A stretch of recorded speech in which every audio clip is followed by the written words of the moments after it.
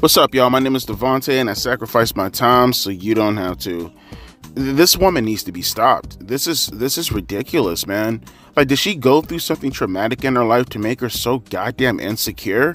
Like, what is accountability when it comes to a Ronda Rousey? Does she take anything and say to herself that she's at fault? This is ridiculous. How does she get away with this? How does she get away with making ridiculous statements such as this? Now, I am going to backtrack a little bit. Unfortunately, I didn't cover it at the time because I just didn't see it. I don't know what to tell you. But this was about 2 weeks ago.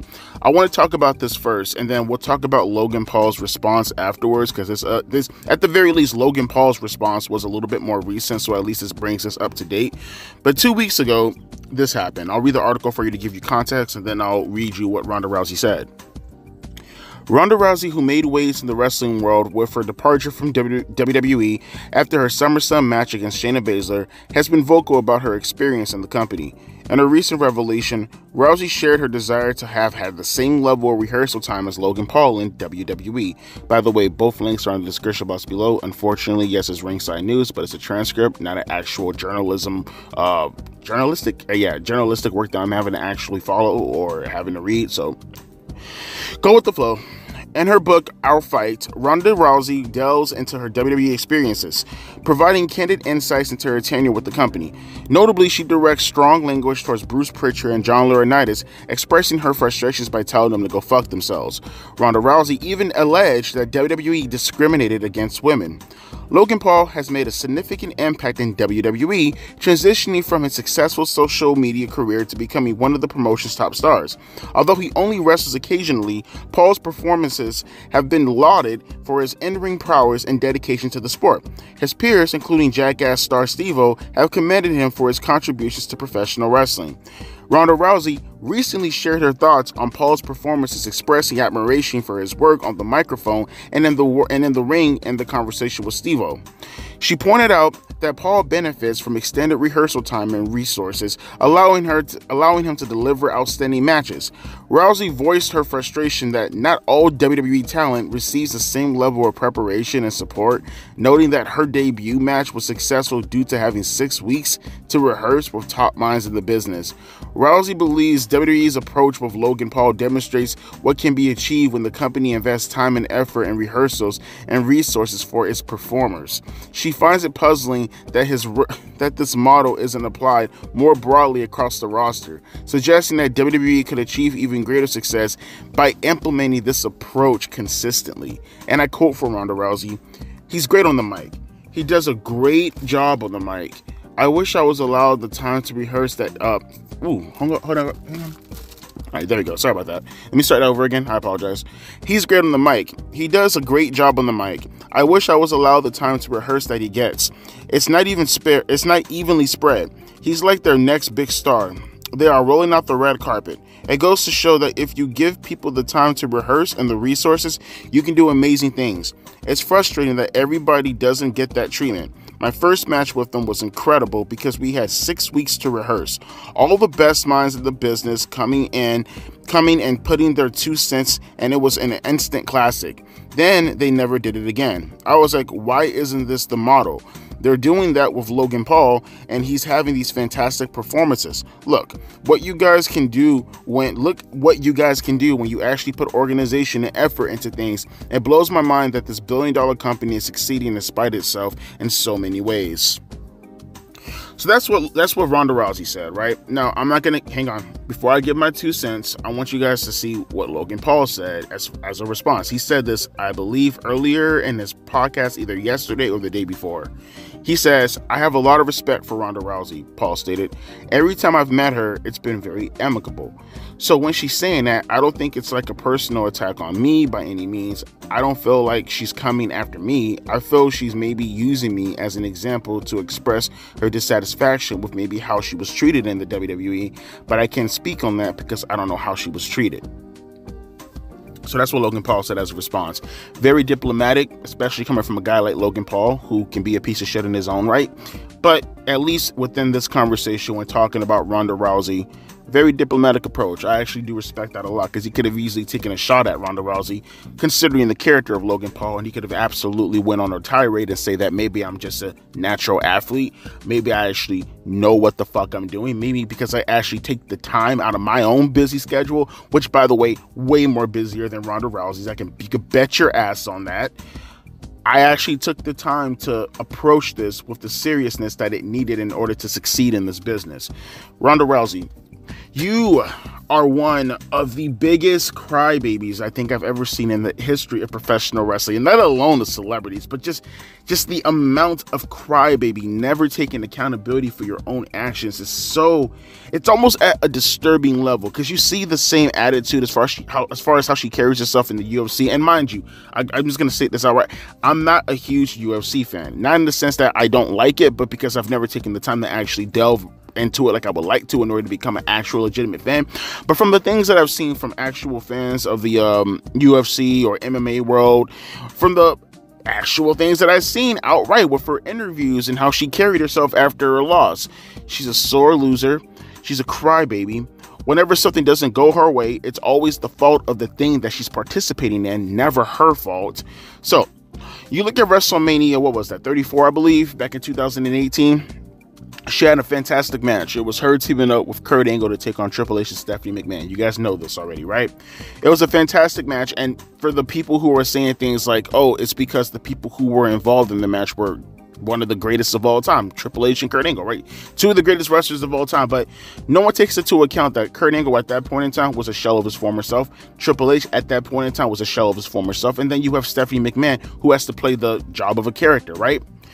The reason why they got over in that match in particular with Ronda Rousey was because they put pieces together in order to tell a decent story, right? The stark contrast between that, Ronda Rousey, and going forward in your other matches is that you are now thrown in the deep end to sink or swim. And you go in there and you have to now tell, because not every match, unfortunately, can be at that level. And honestly, shouldn't be at that level. There should always be there should be always a sense of storytelling, obviously, within what you're doing, and it should go beyond the factors of good guy versus bad guy. I talked about this for a while now in the past couple of weeks. There should always be some type of angle in a match, not just having an exhibition for the sake of having an exhibition.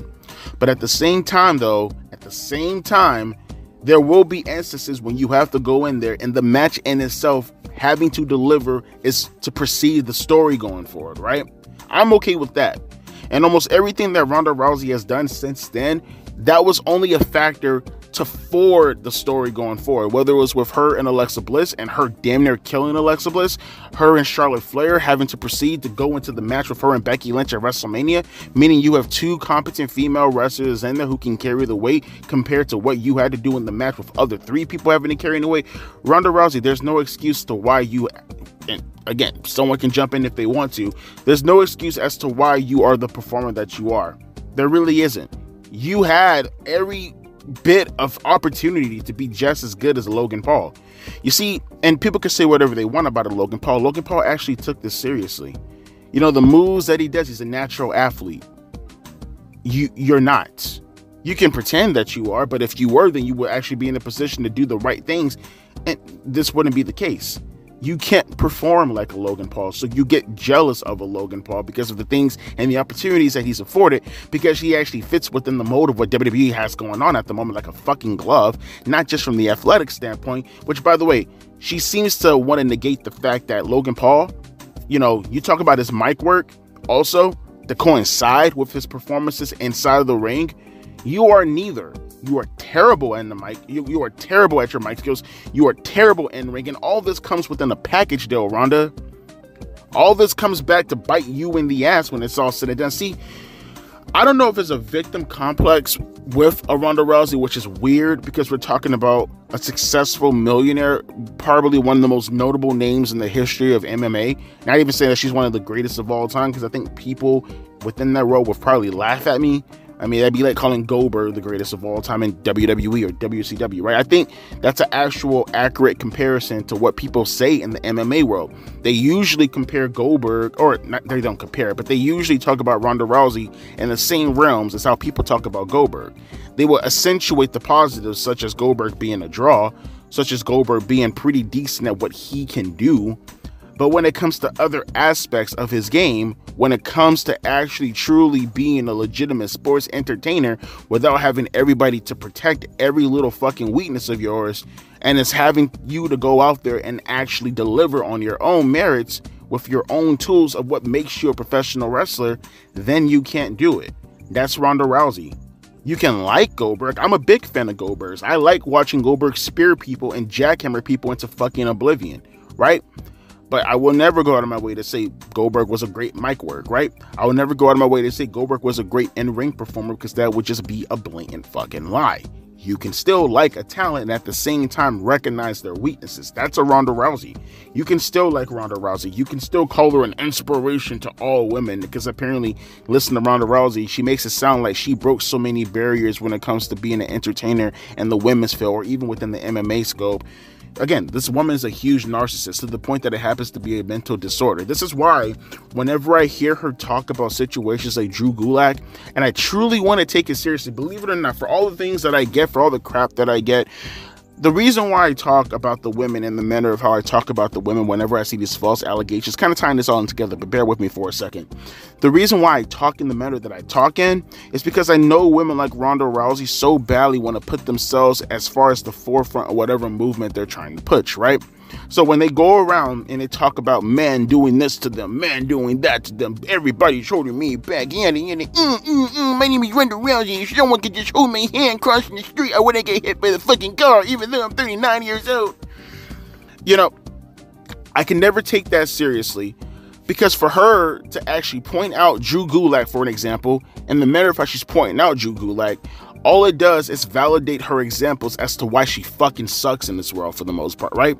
Why she can never get forward within this world. Why she believes everybody is against her, everybody is holding her back. It's because of this situation that I'm now going to point out an example, completely overblow if it happens to be true, and say that this right here is why I can't go forward in the world. And there's a lot of people in the world nowadays, especially with social media, because they all have a platform, and there's so many people within their inner scope, right there in their little inner circle, that kisses their ass and they blow them off so hard, and it makes them actually believe that the rest of the world sees them in the same bubble as their little niche fan base. It's like the AEW problem, right?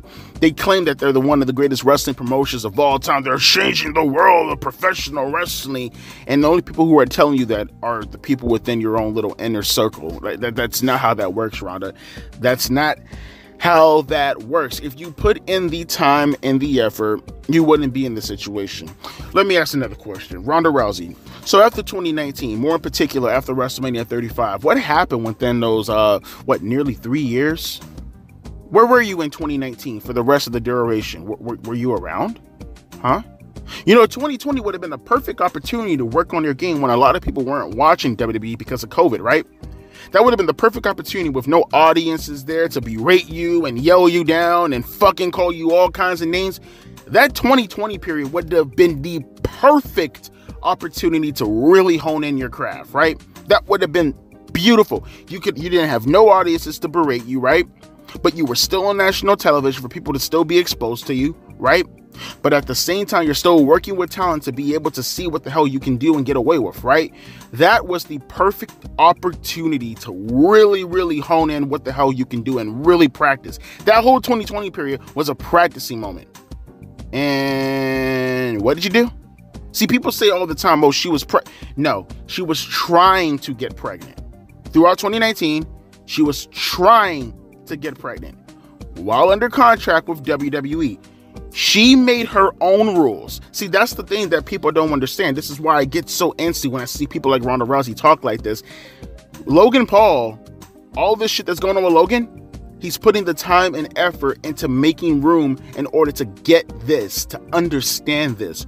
Ronda Rousey, She gets 1 year of bad momentum and fans saying that they don't like her. No one's kissing her ass like her inner circle. And she runs away after a year of being around, star talent for the most part? Because that's what it is. Kurt Angle, Triple H, Stephanie McMahon. These are all people who are going to carry you from a storytelling aspect. You lose that too, and it's now for you to carry the ball on your own. You had so much time in between your matches. Because she talks as if she wrestles every fucking week. No, even in 2018, it was very sparse. How many matches did she wrestle in 2018? Less than 10? Maybe even close to being less than 5? No, you had every opportunity, and then you left for a fucking year, right? And you tried. That was on you. You went out of your way to go get pregnant. You attempted to go out of your way to get pregnant because that's what you wanted to do. And that's fine. I don't say that's any, I'm not slandering you. I'm not saying that's a bad thing. Go do that, whatever you want to do. But don't sit here and pretend that you wanted to have your own activities to want to go compel yourself within.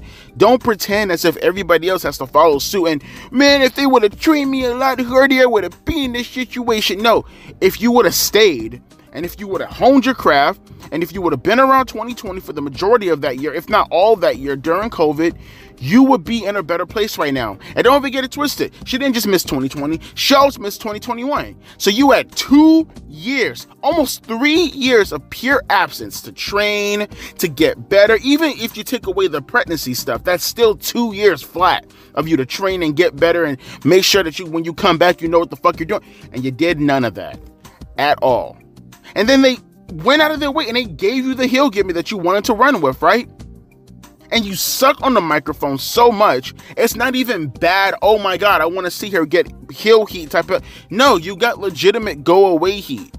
You know, I remember I made this dumb argument a couple years ago in regards to go away heat and heel heat and all this other stupid shit. It was a dumb argument I made like 2 years ago when I said go away heat, it's okay for heels to have. No, it's dumb. It's not dumb because that just says it's like the babyface stuff, but to the extreme in the opposite direction, right?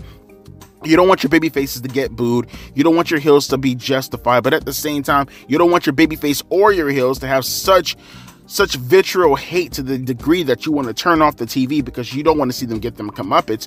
You just hate them or you find them immensely fucking boring. That's Ronda Rousey. That's the go away heat that she had with the audience. She was immensely fucking boring. She was boring. She was not entertaining in the ring. She didn't know what the fuck she was doing as far as her promos were. As far as her promos came, she didn't know what she was doing at all. Even when she got the green light to do her little heel gimmick because she thought that she'd be better at it. Well, guess what? You sucked at that too. Probably just as bad as you did your face run.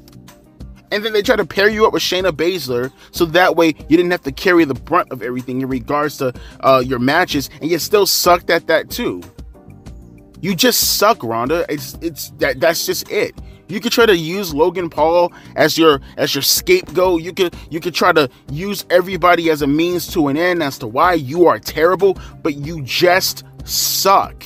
And I feel like no one is telling her that. It's no one running by her and letting her know in her ear, Ronda, please stop talking, darling. You suck at this. You are not good at what you're trying to perform. You're just bad at it.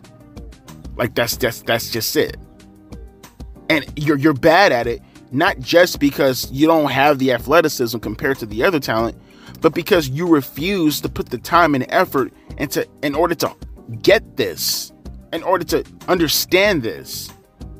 You do the bare minimum, and then you complain when people don't go out of their way to help you in the manner of how they're helping Logan Paul, who seems to actually want to put in the work. Come on, man. Get out of here with this nonsense. Let me know your thoughts down in the comment section below. I want to get some thoughts and opinions regarding this. Once again, Ronda Rousey, man, she's one of the most dislikable people. She's so easy to hate, bro. And it's not even like in a heel way. It's more of a personal thing, bro. Like, you can't just go around life just pretending to be a victim in every goddamn situation. Like I said earlier, does she take any accountability? Is anything ever Ronda Rousey's fault? I'm very curious about that. It really doesn't come off that way. It really comes off like everybody has wronged her in some manner.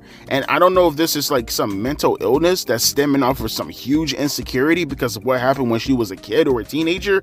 I don't know if this has anything to do with the fact that she actually believes that it's the man's fault that she can never grow in this world, or if it just happens to be the fact that she is just legitimately built like this.